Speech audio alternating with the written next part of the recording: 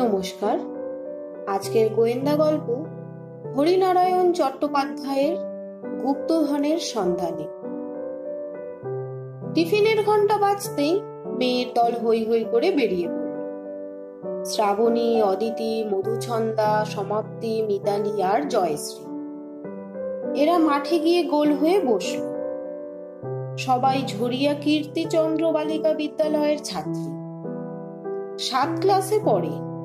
এই 6 জন এক প্রাণ, এক মন। স্কুলে সবসময় একসঙ্গে। শ্রাবণী বলল, এই মিতালি, টিফিনের সময় কি বলবি বলেছিলি বল? মিতালি টিফিন বাক্স খুলে পাউরুটির টুকরো বের করে সকলের হাতে দিল। অদিতি সন্দেশ এনেছিল, তাই সবাইকে বিলি করলো। শ্রাবণী বলল, তোদের একটা নতুন জিনিস খাওয়া। কলকাতায় আমার দিদার বাড়ি থেকে আমের আচার এনেছি, পাউরুটি দিয়ে ভালোই লাগবে, এই নে। শ্রাবণী ছোট একটা কাচের শিশি বের করে সকলের সামনে রাখল। আচারের নামে মেয়েরা পাগল। সবাই শিশি খুলে আচার পাউরুটিতে মাখিয়ে দিল। জয়শ্রী আবার মনে করিয়ে দিল, কি রে মিতালি, কি বলবি বল, এখনই তো ঘন্টা পড়ে যাবে। হাতের উপর গড়িয়ে আসা আচার চাটতে চাটতে মিতালি বলল, বলছি, সে ভারী মজার কথা। মেয়েরা আরো ঘন হয়ে বসল। মিতালি বলতে আরম্ভ করল, কাল রাতে বাবা মাকে যা বলছিল আমি সব শুনতে পেয়েছি, সেই কথাই তোদের বল। রাজবাড়ির পিছনে টিলার পাশে যে ভাঙা বাড়িটা আছে সেটা আমাদের, জানিস তো। মেরামত হয়নি বলে বাড়িটার ওই অবস্থা। কেউ ওখানে থাকে না। আমার ঠাকুরদার ঠাকুরদা এই বাড়িটা পেয়েছিল। মধুচন্দা জিজ্ঞাসা করল, পেয়েছিল মানে? মিতালি বলল, পেয়েছিল মানে জানিস তো, অনেক আগে ঝরিয়া বাংলাদেশের মধ্যে ছিল। মোঘল আমলে একজন মনসবদার ছিল নাজামুদ্দিন। এসব জায়গা সেই দেখাশোনা করত। লোকটা ভীষণ অসৎ ছিল আর মতলববাজ। প্রজাদের কষ্ট দিয়ে অনেক টাকা কড়ি করেছিল। ওই বাড়িতে সেই সব টাকা কড়ি জমিয়ে রাখত। যেসব প্রজারা তার কথা শুনতো না কিংবা গোলমাল করত, তাদের ওই বাড়ির চোরা কুঠুরিতে পুড়ে রাখত। না খেতে পেয়ে খিদে তেষ্টায় তারা সব মরে যেত। দিনকাল বদলালো। মোগলদের কাছ থেকে দেশ ইংরেজদের হাতে চলে। ওই বাড়িও ইংরেজরা নিয়ে নিল। আমার ঠাকুরদার ঠাকুরদা ইংরেজদের কুঠিয়াল ছিলেন। তাদের ব্যবসার অনেক খোঁজ খবর দিতেন। ফলে তিনি খুব বিশ্বাসের পাত্র হয়ে উঠেছিলেন। কানিংহাম সাহেব ওই বাড়িটা আমার ঠাকুরদার ঠাকুরদাকে উপহার দেয়। আমার বাবার ধারণা, খোঁজ করলে ও বাড়িতে এখনো কিছু ধনরত্নের সন্ধান মিলতে পারে। মধুছন্দা প্রশ্ন করল, তোর বাবা খোঁজ করছেন না কেন? মিতালি বলল, মাও তো বাবাকে সেই কথাই বলছিল, একদিন লোকজন ডেকে বাড়িটা পরিষ্কার করাও না, যদি কিছু পাওয়া যায়। আজকাল সোনার যা দাম হচ্ছে। বাবা বলল, লোকজন ডাকলে সব জানাজানি হয়ে যাবে। তার চেয়ে ভাবছি আমি দিন সাতেকে ছুটি নেব, নিয়ে বাড়িটার মধ্যে ঢুকব। মিতালি একবার সব মেয়েদের মুখের দিকে দেখে নিয়ে বলল, আমি কি ভাবছি জানিস? সবাই একসাথে বলল, কি কি? বাবা ছুটি নিয়ে বাড়িতে ঢোকার আগে চল দল বেঁধে আমরাই যাই। কাল থেকে তো স্কুল ছুটি হয়ে যাচ্ছে, প্রচুর অবসর, ধনরত্নের আমাদের খুব দরকার। শ্রাবণী বলল, ঠিক বলতেছিস, দরকারের সময় একটা পয়সা আমার হাতে পাই না। দেখ না, জন্মদিনে কতগুলো টাকা পেলাম, সব কৌটোর মধ্যে রেখে দিয়েছিলাম। মা হঠাৎ বলল, শ্রাবণী, তোর কৌটো থেকে পয়সা নিচ্ছি, রেডিওটা সারাতে হবে। ব্যাস, সব পয়সা শেষ। আর একবার বাবাও মাথায় হাত বুলিয়ে ছাতা কিনবার নাম করে আমার পয়সা নিয়ে নিল। দেখা গেল সব মেয়েরই দারুণ অর্থাভাব। মোগল আমলের কিছু ধনরত্ন পেলে খুবই ভালো হয়। অদিতির একটু সাহসের অভাব। সে এতক্ষণ চুপ করে সব শুনছিল। এবার বলল, কিন্তু যেসব প্রজাদের না খেতে দিয়ে মেরে ফেলেছিল, তাদের অতৃপ্ত আত্মারা ওখানে নেই তো? তারা যদি গোলমাল করে? আমি আবার ভূত প্রেত একেবারে সহ্য করতে পারি না। মিতালি ঠোঁট বেঁকাল। শোন অদিতির কথা, ভূত প্রেত আবার আছে নাকি? মানুষ মারা গেলেই তো শেষ। সমাপ্তি আর থাকতে পারল না। বলল, যাক, ওসব বাজে কথা। আমরা কবে ওই বাড়িতে যাচ্ছি তাই বল। এবার কলকাতায় গিয়ে যা চমৎকার গোটা কয়েক ফ্রক দেখে এসেছি, বড্ড দাম। ওই ধনরত্নগুলো পেলে আর ভাবনা নেই। ঠিক হলো কাল থেকে ছুটি। কালকের দিন বাদ দিয়ে পরশু দিনই ওই বাড়ির মধ্যে ঢোকা হবে। ইতিমধ্যে মিতালি বাড়ির সদর দরজার চাবিটা জোগাড় করে রাখল। জয়শ্রী বলল, শোন, কিছু টর্চ আর গোটা কয়েক থলে সবাই সঙ্গে নিবি। অন্ধকারে টর্চ খুব কাজে লাগবে, আর ধনরত্ন বয়ে আনার জন্য থলেও দরকার। এও ঠিক হলো। দুপুরবেলা সবাই বাড়ির মধ্যে ঢুকবে, আর সন্ধ্যার সময় অদিতিদের মোটর টিলার নিচে অপেক্ষা করবে। না হলে অত ধনরত্ন বয়ে আনা সম্ভব নয়। শ্রাবণীদেরও মোটর আছে, কিন্তু মোটর চালায় শ্রাবণীর বাবা। তার বাবা গেলে আর ধনরত্নের একটি টুকরোও মেয়েরা পাবে না। ঠিক দিনে দুপুরবেলা শ্রাবণীদের উঠানে সবাই এসে জড়ো হলো।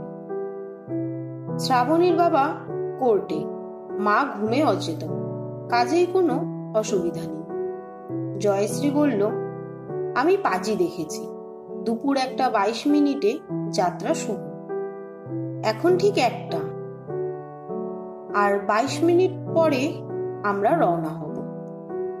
6 জন মেয়ে 4টে টর্চ এনেছে, কিন্তু সকলের হাতেই পাট করা কাপড়ের থলে। ঠিক 1:22 মেয়েরা যাত্রা শুরু করল। রাজবাড়ি পিছনে রেখে টিলা পার হয়ে চলল। এখানে রাস্তা নেই, পায়ে চলা সরু পথ। তেঁতুল, বট আর অশ্বত্থ গাছের জন্য দিনের বেলাতেও জায়গাটা অন্ধকার।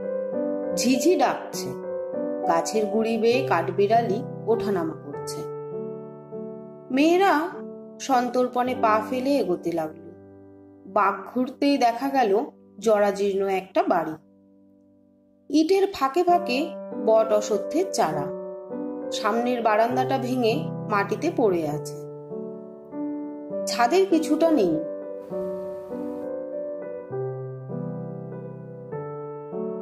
বাড়িটার আদতে কি রং ছিল বলা মুশকিল।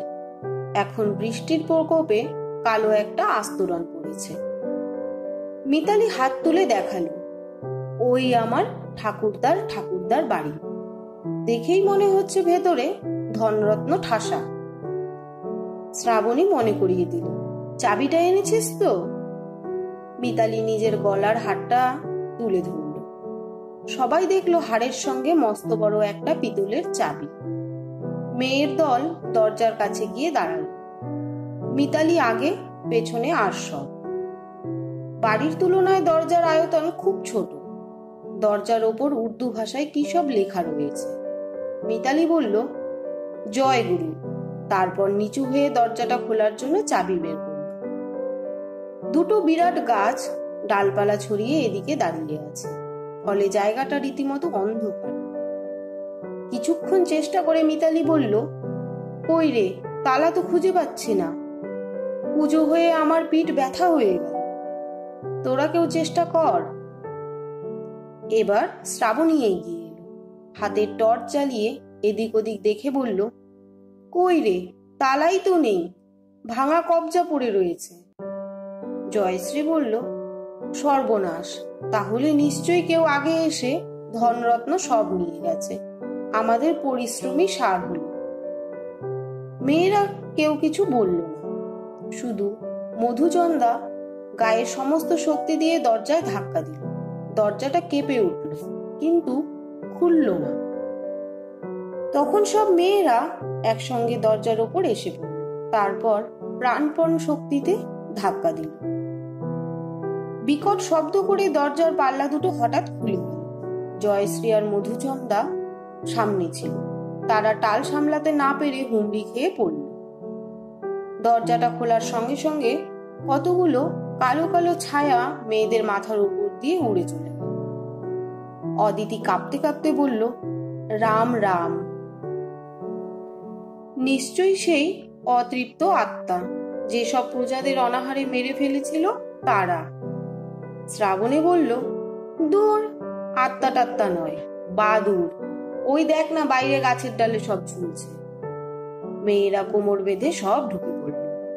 বাড়ির মধ্যে বিশ্রী একটা গন্ধ, নিঃশ্বাস নেওয়া যাচ্ছে না। সমাপ্তি সাবধান করে দিল, এখন কেউ ভিতরে যেও না। অনেক বছর বাড়িটা বন্ধ ছিল, ভিতরে গ্যাস হয়ে গেছে। একটু অপেক্ষা করো, বাইরের হাওয়া ভিতরে ঢুকুক। মেয়েরা সবাই সার বেঁধে দরজার কাছে দাঁড়ালো। কেউ কেউ আবার নাকে কাপড় জড়ালো। একটু পরে একে একে সবাই ভেতরে ঢুকলো। পাশের ঘরটা খুব ছোট, তার উপর অন্ধকার। অন্ধকারে চোখ একটু অভ্যস্ত হয়ে যেতে সকলে দেখলো সার সার অনেকগুলো মাটির জ্বালা। মিতালি আনন্দে চেঁচিয়ে উঠল, এর মধ্যে নিশ্চয়ই ধনরত্ন আছে, থলেগুলো নিয়ে আয়। জয়শ্রী যেমনি সামনের মাটির জারে হাত ঢোকাতে গেছে, অমনি গম্ভীর গলায় আওয়াজ হল, হুম হুম। জয়শ্রী লাফিয়ে পিছিয়ে এলো। অদিতির জয়শ্রীর পিছনেই ছিল। তার খুব ইচ্ছা তাড়াতাড়ি হাত দিয়ে বড় সাইজের মণিমাণিক্যগুলো তুলে নেবে। সে তার বাবার কাছে শুনেছে মোগল আমলে খুব দামি দামি হীরা জহরত পাওয়া যেত। গোটা কয়েক সেরকম পেলেই আর দেখতে হবে না, সারা জীবন পায়ের ওপর পা দিয়ে কাটাতে পারবে। হুম হুম শব্দ শুনে ওপর দিকে চেয়ে অদিতি হাউমাউ করে চেঁচিয়ে উঠল, ওরে বাবারে, গেলাম রে, আমাকে বাঁচাও। মধুচন্দা জিজ্ঞাসা করল, তোর কি হলো রে, ওরকম করছিস কেন? কোনো কথা না বলে অদিতি আঙুল দিয়ে দেখালো। সব মেয়েরা মুখ তুলে দেখলো ঘন অন্ধকারের মধ্যে জল জল করছে দুটো চোখ, আগুনের ভাটার মতো। মেয়েরা পিছিয়ে এলো। মিতালি বলল, ব্যাপারটা বুঝতে পেরেছি। আগের দিনে ধনরত্ন আগলাবার জন্যে লোকেরা একজনকে মেরে যক্ষ বানিয়ে রাখত, সেই সব ধনরত্ন পাহারা দিত। ওটাই হচ্ছে সেই যক্ষ। অদিতি কেঁদে উঠল, আমার ধনরত্নের দরকার নেই ভাই, তোরা আমাকে বাড়ি পৌঁছে দে, আমি একলা যেতে পারবো না। গম্ভীর শব্দ খালি গড়ে যেন দ্বিগুণ হয়ে উঠল। চোখ দুটো আরো জ্বলতে লাগলো। অদিতির সেই দিকে চোখ পড়তেই সে ভয়ে অজ্ঞান হয়ে পড়ল, দাঁতে দাঁতে আটকে গেল, মুখ দিয়ে উ উ শব্দ করতে লাগলো। অদিতি পড়ে যেতেই পটপট আওয়াজ, মেয়েদের মাথার উপর দিয়ে সেই জ্বলন্ত চোখ টানা ঝাপটাতে ঝাপটাতে উড়ে গেল। মিতালি বলল, প্যাঁচা প্যাঁচা, লক্ষ্মী প্যাঁচা। অদিতি মিছিমিছি ভয় পেল। সমাপ্তি থলে দিয়ে অদিতির মুখে হাওয়া করছিল। সে বলল, লক্ষ্মী প্যাঁচা যখন আছে তখন নিশ্চয়ই ধনরত্নও আছে, মা লক্ষ্মী তো সম্পদের দেবী। একটু পরে অদিতি চোখ খুলল, ক্লান্ত গলায় জিজ্ঞাসা করল, আমি কোথায়? জয়শ্রী বলল, তুই রাশি রাশি ধনরত্নের পাশে শুয়ে আছিস, কোনো ভয় নেই। তুই যাকে যক্ষ ভাবছিলি সেটা যক্ষ নয়, লক্ষ্মী প্যাঁচা আমাদের ঐশ্বর্যের সন্ধান দিয়ে গেল। সব শুনে অদিতি উঠে বসল, তারপর বলল, তাহলে আর আমরা দেরি করছি কেন? থলেগুলো বোঝাই করে নিলেই তো পারি। সমাপ্তি মাটির জালার কাছেই দাঁড়িয়েছিল। সে প্রথমেই জালার মধ্যে হাত ঢোকালো, একটু পরেই চেঁচিয়ে উঠল, ও মা, কিরে এর মধ্যে? সমাপ্তি হাতটা টেনে বের করতে অন্য মেয়েরা হাতের ওপর টর্চের আলো ফেলল। কোনোই পর্যন্ত কালো হয়ে গেছে। সমাপ্তি নিজের হাতটা নাকের কাছে নিয়ে গিয়ে নাক কোচকালো। কি বিশ্রী গন্ধ রে বাবা, অন্নপ্রাশনের ভাত উঠে আসার দাখিল। শ্রাবণী এগিয়ে এসে শুকে বলল, এ তো পচা গোবর রে, জমিতে সার দেবার জন্য দরকার হয়। মধুচন্দা বলল, সব জ্বালাগুলোতেই কি গোবর আছে? হাত দিয়ে দেখ না। কিন্তু দেখবে কে? দুর্গন্ধের জন্য কেউ হাত ঢোকাতে রাজি হল না। শেষকালে জয়শ্রী সব জ্বালাগুলোর মধ্যে উকি দিয়ে দেখল, সবগুলোতেই এক ব্যাপার, পচা গন্ধ। মনে হলো এগুলোতে সার পচিয়ে রেখেছে। শ্রাবণী বলল, এখানে কিচ্ছু নেই, চল পাশের ঘরে দেখা যাক। সবাই পাশের ঘরে ঢুকল। ঢোকবার মুখেই বাধা, দরজায় পুরো মাকড়সার জাল। মেয়েদের চুলে, চোখে, মুখে জড়িয়ে গেল। রুমাল দিয়ে মুখ চোখ মুছে সবাই ভিতরে ঢুকল। মধুচন্দা বলল, এই হাতের টর্চগুলো জ্বালাতো, এ ঘরে কি আছে দেখি। 4 জন মেয়ে 4টে টর্চ টিপল। বরাত, 3টেই জ্বলল না। বোধহয় ব্যাটারি খতম। শুধু অদিতির টর্চটা জ্বলল। সেই আলোয় দেখা গেল কোণের দিকে অনেকগুলো বেতের ধামা, মেঝের ওপর টুকরো টুকরো কাঠ ছড়ানো। মিতালি বলল, এই অদিতি, তোর টর্চের আলো অত কাঁপছে কেন? অদিতি আর কি উত্তর দেবে, তার সারা দেহই ঠক ঠক করে কাঁপছে, সেই জন্য টর্চের আলোও কাঁপছে। সমাপ্তি বলল, তুই এক কাজ কর অদিতি, টর্চটা এই কাঠের টুকরোর ওপর রাখ, তাহলে আলোটা কাঁপবে না, সবাই দেখতে পাবে। পাশেই চৌকো একটা কাঠের বাক্স ছিল। অদিতি তার উপর টর্চটা রাখল। 2-1 মিনিট, তারপরই দারুণ কাণ্ড আরম্ভ হলো। টর্চ শুদ্ধ কাঠের বাক্সটা ছুটোছুটি আরম্ভ করলো, একবার এদিক আর একবার ওদিক, তারপর চরকির মতো বো বো করে ঘুরছে। কখনো কোনো মেয়ের গায়ের ওপর এসে পড়তে লাগলো।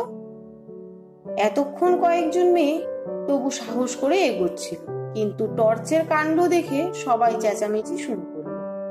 অদিতি তো কাঁদতেই লাগলো, ওরে বাবা, ঘূর্ণিভূতের পাল্লায় পড়েছি, কে কোথায় আছো বাঁচাও, আমার ধনরত্নে দরকার নেই, আমার যা আছে সেই ভালো। ছুটোছুটি করতে করতে জয়শ্রী আর মধুচন্দা নিজেদের মধ্যে ধাক্কা লেগে দুজনে দুদিকে ছিটকে পড়ল। টর্চের থামবার নাম নেই, প্রচন্ড বেগে ছুটোছুটি করে চলেছে। শ্রাবণী বলল, চল আমরা বেরিয়ে পড়ি, আর এখানে থাকা নিরাপদ নয়। শ্রাবণীর কথা শেষ হবার সঙ্গে সঙ্গে মেয়ের দল ছিটকে এদিকের ঘরে চলে গেল। তাড়াতাড়ি আসতে গিয়ে জয়শ্রী আর অদিতি পায়ে পায়ে জড়িয়ে একটা মাটির জালার উপর সজোরে গিয়ে পড়ল। হঠাৎ করে শব্দ, মাটির জালা ভেঙে টুকরো টুকরো হয়ে গেল, আর ভেতরের পচা সারে জয়শ্রী আর অদিতি স্নান করে উঠল।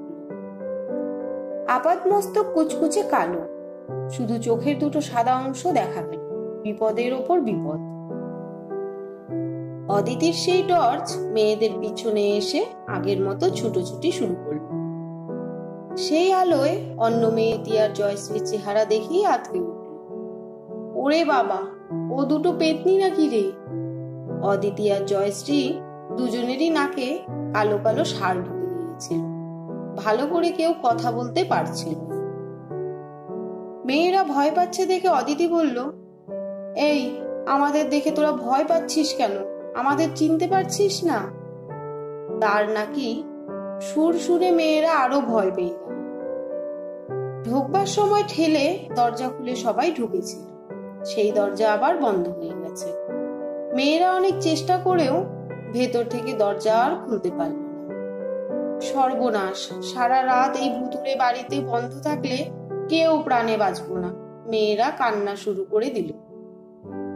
মেয়েদের কান্না ছাপিয়ে হঠাৎ শো শো আওয়াজ শোনা গেল। মনে হলো ঘরের মধ্যে দুটো দৈত্য বুঝি ঝটাপটি শুরু করেছে। টর্চটা এখন এক জায়গায় স্থির হয়ে রয়েছে। মনে হচ্ছে বিকট শো শো আওয়াজে চরকিভূত বুঝি ভয় পেয়ে গেছে। ইতিমধ্যে অদিতি আর জয়শ্রী নিজেদের রুমাল, ফ্রক আর কাপড়ের থলি ঘুষে ঘুষে গা থেকে পচা সার অনেকটা উঠিয়ে ফেলেছে। তাদের এবার চেনা যাচ্ছে। সব মেয়েরা দরজার সামনে দাঁড়িয়ে প্রাণপণ শক্তিতে দরজা ধরে টানল, কিন্তু দরজা 1 ইঞ্চিও ফাঁক হলো না। মধুচন্দা আর সমাপ্তি দরজার কাছে মুখ রেখে চেঁচাল, কে আছো বাঁচাও, আমরা 6 জন মেয়ে এই পোড়ো বাড়িতে আটকে পড়েছি। কোনো সাড়া নেই। অদিতি বলল, আরো জোরে চেঁচা, রাজবাড়িতে অনেক লোক আছে, তারা যদি শুনতে পায় ঠিক বাঁচাতে আসবে। এবার সবাই চেঁচাতে আরম্ভ করলো। বাইরে থেকে সাহায্যের জন্য কেউ তো এলোই না, বরং মেয়েদের চিৎকারের সঙ্গে সঙ্গে টর্চ আবার ছুটোছুটি শুরু করলো। এবার আরো বিদ্যুৎ বেগে। প্রথমে মিতালির চোখে পড়ল আলোটা স্থির নয়, অনবরত ঘুরছে।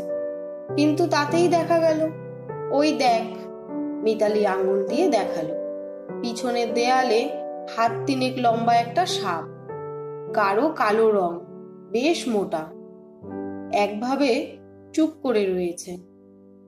মারাত্মক অবস্থা, চারিদিক বন্ধ, পালাবার কোনো পথ নেই।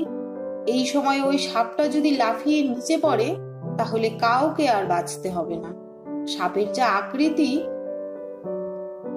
পাহাড়ি সাপ, নিঃশ্বাসেই বিষ। মেয়ের দল সবাই পিছনের দেয়াল থেকে যতটা সম্ভব সরে এলো। অদিতি কাঁদতে কাঁদতে বলল, কি মুশকিলেই যে পড়েছি, কাকে ডাকি বলতো? রামকে না মা মনসাকে? কে বাঁচাবে? এদিকে ঘূর্ণিভূত আর ওপরে ফোঁস। মেয়েরা কোনো উত্তর দিল না, কিন্তু সবাই মনে মনে মনসা আর রাম নাম জপ করতে লাগলো। হঠাৎ আবার শো শো শব্দ, বিকট শব্দ করে দরজার পাল্লা দুটো খুলে গেল। বাইরে প্রচুর বৃষ্টি হয়ে গেছে। এখন বৃষ্টি নেই, হালকা রোদ উঠেছে। দরজার পাল্লা দুটো খুলতেই আর এক কাণ্ড। একটা পাল্লা সবেগে টর্চের উপর গিয়ে পড়তেই টর্চটা ঠিকরে পড়ল, আর কাঠের বাক্সটা উল্টে যেতেই তার মধ্যে থেকে বিরাট সাইজের একটা ইঁদুর ছুটে পালালো। জয়শ্রী বলল, ও মা, চোর কি ভূত তো নয়, বাক্সের মধ্যে ইঁদুর ঢুকে ছুটোছুটি করছিল। এবার অদিতি সাহস করে পিছনের দেয়ালের দিকে দেখল। সাপ নয়, আঁকা বাঁকা একটা ফাটল। বাইরের রোদে এবার পরিষ্কার দেখা যাচ্ছে। মেয়েদের চেহারা যা হয়েছে দেখবার মতো। কেউ খোঁড়াচ্ছে, কারো ফ্রক ছিঁড়ে গেছে, একজনের মুখ ভর্তি মাকড়সার জাল, দুজনে তো পচা সারে স্নান করে উঠেছে। জয়শ্রী বলল, এই নাক কান মলছি, আর আমার ধনরত্নে দরকার নেই। ভগবান যা দিয়েছেন তাই ভালো। এখন ভালোই ভালোই বাড়ি পৌঁছতে পারলে বাঁচি। সকলে ক্লান্ত পায়ে পোড়ো বাড়ি থেকে বেরিয়ে টিলার পাশ দিয়ে হাঁটতে শুরু করল। ওদিকে অদিতিদের মোটরের ওখানে থাকবার কথা, না হলে এ পোশাকে রাস্তা দিয়ে হাঁটলে সবাই পাগলি বলবে। একটু পরেই রোদটুকু কমে গেল। আকাশ কালো মেঘে ঢাকা, ঘন অন্ধকার নামল। বটগাছ তলা দিয়ে যাবার সময় হঠাৎ অন্ধকার ভেদ করে বাজখাই আওয়াজ উঠল। গোলে মেলে লেলুয়া। জয়শ্রী আর মধুচন্দা ধার দিয়ে যাচ্ছিল। চিৎকার শুনে তারা ছুটতে শুরু করলো। ওরে বাবারে, ভূত এখনো আমাদের ছাড়েনি, পিছন পিছন এতটা রাস্তা এসেছে। বিদ্যুৎ চমকাতেই দেখা গেল ভূত নয়, বান্টু, শ্রাবণীর ভাই। থলিতে দেহ ঢেকে শুধু মুখটা বের করে বটগাছ তলায় বসে আছে। সে বলল, মা আমাকে আর একটা থলি দিয়ে পাঠিয়ে দিয়েছে, কিছু বেশি ধনরত্ন নিয়ে যাবার জন্য। মেয়েরা আর কথাটি বলল না, মুখও তুলল না। সরু পথ দিয়ে দৌড়তে শুরু করলো, থলিগুলো মাথায় দিয়ে। প্রচন্ড বৃষ্টি পড়তে শুরু হয়েছে যে। নমস্কার। আমার এই ছোট্ট প্রচেষ্টাটি আপনাদের কাছে কেমন লাগলো কমেন্টের মাধ্যমে জানাতে ভুলবেন না। যদি ভালো লেগে থাকে একটি লাইক ও সাবস্ক্রাইব করে পাশে থাকবেন। ধন্যবাদ।